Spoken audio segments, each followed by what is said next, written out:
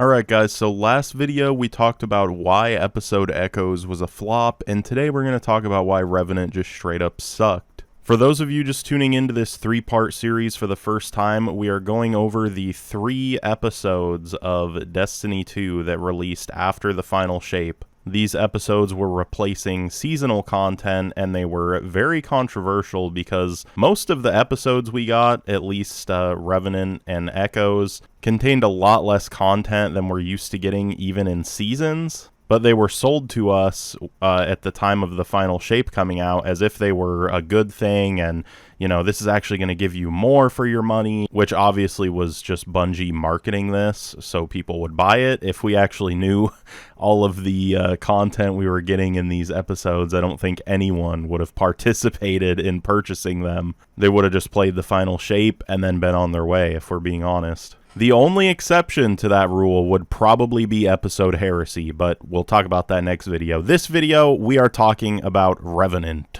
So, you're going to be storming vampire keeps, you're going to be taking out vampires, Van Helsing type-ish is what Bungie was basically telling us with this whole thing. There's going to be potions, it's going to be crazy, right? And then it released, and basically the only thing that was included in Act 1 was a Onslaught remake, which is Onslaught Salvation. Now, I don't want to undersell this. It was fun, and especially with the new Breach Launcher, seriously, Nick? Especially with the Stasis Breach Loading Grenade Launcher that you could get for free via the Season Pass, Alethanim. I will say that Onslaught was a bit of fun, especially with that thing. Grenade launchers were also just silly goose status during this whole episode. They were just going off. They were extremely good. Didn't even really matter what type you were using. They just did work. So there was some stuff to like about this season, but imagine a season releasing and the only thing you really get day one is a cool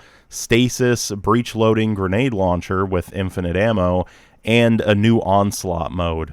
Like, that's basically how it felt. That was the episode, at least for Act 1. Not to mention, Bungie kind of sold us this different bill of goods this time with Revenant. They were like, hey, we're going to try something different with the story. We're going to release the whole act worth of story, like, right at the beginning. And people just ended up finishing that in, like, 15 minutes, and then they were on their way. It wasn't like... It didn't, you know, prolong people playing or anything like that, because for some reason Bungie was convinced that if they didn't gate the season quests, that would somehow make the community happier and make them play for longer. Pretty much the opposite happened, and I know that people were happy because the quest was available in full, like, on day 1 of Act 1, but it didn't do any favors for the quest. It felt like the quest was extremely short, and maybe Bungie was just anticipating that everyone would do that, so they made the quest very short. I don't know, they knew people were just going to bang it out day 1. They didn't want it to take too long or something.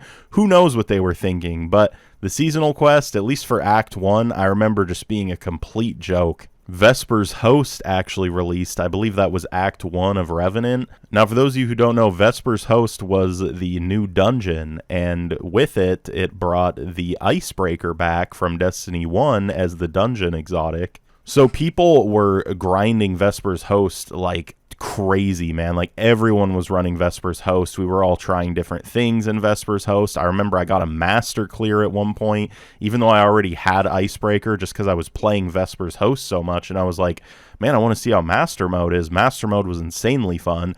Vesper's Host was a insanely good dungeon, in my opinion. A lot of people didn't like it. Some people said it felt more like a mini raid. Other people said they wished it was harder. A lot of people have criticism for Vesper's Host. Me, though, probably my favorite dungeon of all time, simply because it took so long for us to figure everything out. But once you figure it out, it just clicks, and it seems complicated on the surface, but once you actually know what you're doing and you're running through the dungeon multiple times, it just feels so good, man. Like, I haven't ever played a dungeon that felt so satisfying to figure out, and like you actually knew what you were doing once you figured it out. Like, some of the dungeons, there's just like questionable stuff going on. You're like, I hate doing this mechanic, I hate doing that mechanic, this part is just annoying. Like that one room in Prophecy that I hate that room. Vesper's Host, on the other hand, none of that. Like, I don't know, it was smooth, it was enjoyable, it was fun, and it was also pretty challenging. I would say that Vesper's Host is the only reason Revenant wasn't a complete flop and actually had players at all. Most of those people were probably just playing Vesper's Host, man. I mean, that's the truth in my opinion. Now, I actually ended up getting Icebreaker before the dungeon was even out of contest mode, so I got to kind of mess around with it a bit. And I also had a friend that had done the catalyst for the Icebreaker because he actually was able to finish the contest mode, so he got Icebreaker. And he was like, hey, man, I'm at the chest for the Icebreaker Catalyst. Come grab it. And so I grabbed it, and I had Icebreaker and the Icebreaker Catalyst, I believe, before the dungeon was even out of contest mode. Now, keep in mind, I was one of the few people that actually got the exotic, not because I finished contest mode, but because I had finished normal mode while contest mode was still active, and I ended up getting Icebreaker on like my third clear or something of the week. So that was pretty insane luck because, once again, if you didn't finish it on contest mode, Icebreaker wasn't guaranteed. It was just a regular dungeon drop. So I did end up getting lucky with that, which was cool. Now, I've done a bit of talking about the exotic weapons that came in Revenant, and I just realized I didn't actually go over the exotic armor that came in Echoes, and I haven't talked about the stuff that came in Revenant either as far as armor exotics go.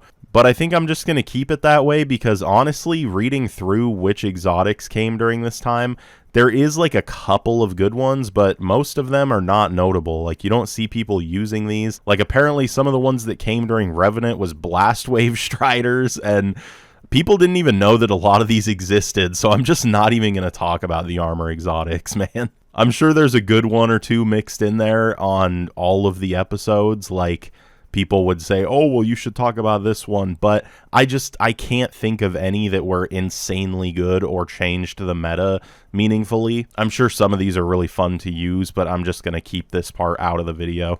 Plus, I don't think anyone really wants to hear me talk about exotic armor anyway. So we talked about Act 1 and how basically it was just a glorified new Onslaught mode. What came in Act 2? Well, that would be the Prison of Elders, aka Contest of Elders, as they now called it, coming into Destiny 2, ported over from D1. And I believe they did port it over and like kind of remaster it. But just the changes that they made were not good, in my opinion, and a lot of people kind of felt the same. There were these like challenges in every single like arena. Like, for those of you who don't know how Contest of Elders works, basically you start and you go into a room, you have to complete a challenge, and then you go to the next room and you complete a challenge. At some point you get rewards, and then you do it all over like 2 or 3 more times, and at the end you get a bunch of loot. Well, number one, the activity was not rewarding enough, so people just felt like they weren't getting enough loot for what this activity was. Like, it just kind of took a while. It took like 30 to 40 minutes to finish a complete run, and the loot you got from it just wasn't really that much. You could just go play Onslaught instead, have a much better time just chilling out and playing Destiny, and get basically the same or more amount of loot in the same amount of time. And so people were like, why am I going to play Contest of Elders? This doesn't make any sense. It's like I'm hurting myself by playing it. And also, the way that the challenges worked, it was like very out of your way challenges. It wasn't like take out all the bosses like as quick as possible. Although that was one of the challenges, there was challenges like pick up a Scorch Cannon and clear as many enemies with it as possible. And if everybody wasn't working towards some of these goals, it just felt like you weren't completing them quick enough. And sometimes you wouldn't, and it would end up hurting your run or even completely ruining your run. And just the way the activity was structured was not very like versatile. You couldn't go through it how you wanted to. You had to kind of play it on rails how Bungie wanted you to. And just all of this stuff combined ended up making Contest of Elders a massive flop. Like, I remember finding it hard to actually get multiple people to play with a week or 2 after this activity came out. People just were not running it. It was not popular, and that was supposed to be like the big thing for Act 2, I remember. So, you know, the potions and stuff, like, I know I haven't talked about that really yet, but I guess I'll touch on it. The potions were one of the only saving graces of Revenant, despite being a massively bad system. So the way Revenant worked is it had these potions and you could target farm loot with them, but the way you actually had to unlock these potions was basically a random system. You kind of had to guess, like, oh, which potion do I need to craft next to make this potion? And you would just have to kind of spam out different potions and make them in order to unlock their counterparts or their, more the higher tier potions, basically. You would have to farm out these lower tier potions to eventually unlock the higher tier ones.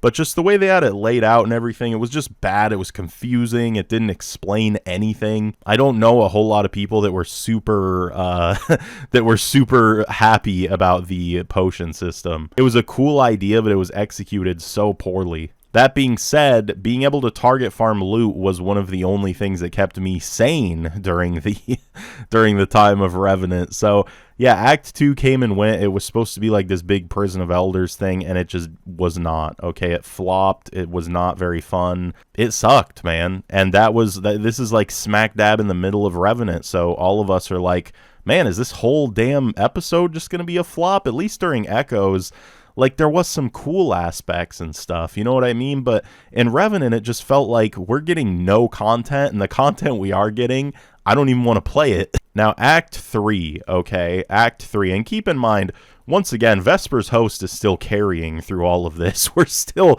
running a Vesper's Host like 10, 20, 30 times during this whole thing because Vesper's Host was basically all we had to do that was new endgame content that was actually fun during Revenant. So Act 3 rolls around and we get Kel's Fall, I believe it was called. And if you completed Kel's Fall, you would get the Slayer's Fang exotic shotgun. Now, you guys probably haven't even heard of this shotgun if you're not a Destiny head like myself, but let me tell you, the Slayer's Fang shotgun was actually pretty dang fun, okay?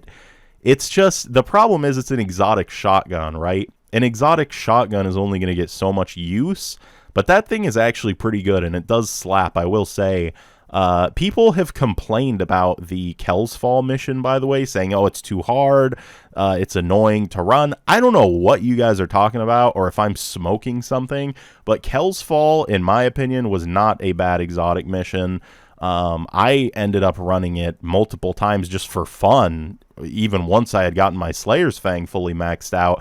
I actually thought Kel's Fall was a good exotic mission, so maybe I'm just smoking something, I don't know, but let me know what you guys think down in the comments, because people talk so much crap about Slayer's Fang, or not Slayer's Fang, but Kel's Fall. People talk so much crap about Kel's Fall that I'm just like, man, this is crazy to me. Like, it's not even hard, number one. The bosses fall over, like, with any decent amount of damage. Number two, the puzzles are actually engaging. Like, you actually kind of forget sometimes. You're like, oh, do I have to go back there? Do I have to go back here? And once you figure it out, it feels pretty satisfying. So, I don't know. I actually liked Kel's Fall, but that was basically all we got for Act 3. It was like, hey, here's your exotic mission.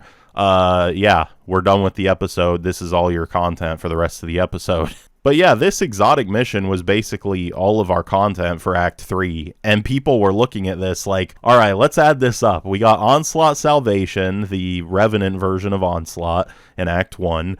We got a mode that nobody plays, Contest of Elders, in Act 2, and now we simply get an exotic mission for Act 3. This is like someone cooked this shit up in a week and then sold it to us and was like, here you go, enjoy for 3 or 4 months or whatever. Once again, Vesper's Host just carrying through the season. It was insane how much Vesper's Host carried. There was also some notable stuff, like they tried to make Titan more tanky. That was kind of when this whole thing was going on. They were talking about how throughout the next content drops and the next seasons, Titan would begin to feel more like sort of like a tank role, and that they wanted to make the gameplay fantasy for each class more identifiable. I do think that they did a good job on that stuff, like the barricades taunting enemies and stuff like that.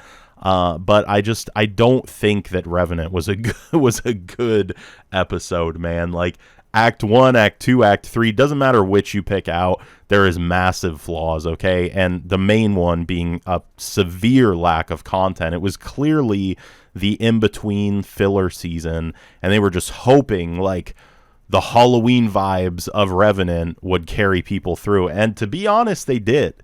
I mean, it did work, Bungie, in the end, but please don't try and do this with us again, because if you guys do this again, if you do this Revenant-style content ever again, where it's just pure filler throughout the whole thing, and nothing is even playable besides the dungeon that's not even technically episodic content, I don't know, man. I might have to go play Warframe or something for that season. Like, if they have another Revenant season, I don't know, bro. That's going to be crazy to me. But, yeah, I mean, that's pretty much it, guys. We touched on all the reasons I really did not care for Revenant. But, honestly, looking back at it, it wasn't a bad time because I was running the Vespers Host dungeon so much. I got so many friends into Destiny to just run that dungeon and show them, like, what was up with the game. Like, that was one of the first dungeons that my buddy ended up running that I got into Destiny. He's not, like, super into the game anymore, but that was one of the first dungeons I ran with him. So I have fond memories of it, of Revenant, but I'm not going to lie to myself and say that it was one of the greatest seasons or anything either, because most of the content I was completing while playing Revenant was not actually Revenant content. Once again, it was Final Shape content or whatever. I'm pretty sure the Vespers Host dungeon, I'm like 99% sure that was one of the Final Shape dungeons. And so, yeah, just a lot of people, I think, were expecting a lot more for Revenant, especially the way they talked it up, that we were going to be storming vampire keeps. They said that during one of the streams where they kind of unveiled things. And I don't know, man. Bungie, you guys had like a serious opportunity with Revenant, and it was squandered, man. But guys, that's going to be pretty much it for this video. And next video, we're actually going to be talking about episode Heresy, okay?